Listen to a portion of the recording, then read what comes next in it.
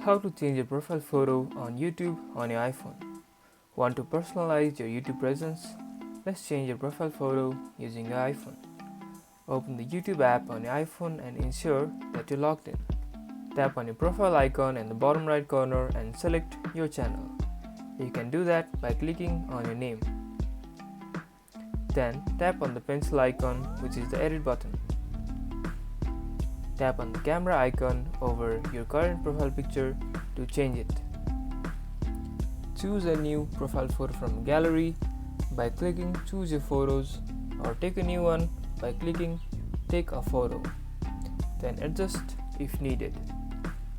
After adjusting, tap save to update your profile photo. Your new profile picture is now live. It might take a few minutes to update across all Google services. And that's about it.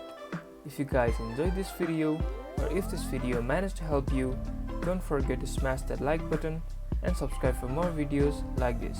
Thank you guys for watching, and see you guys in the next tutorial.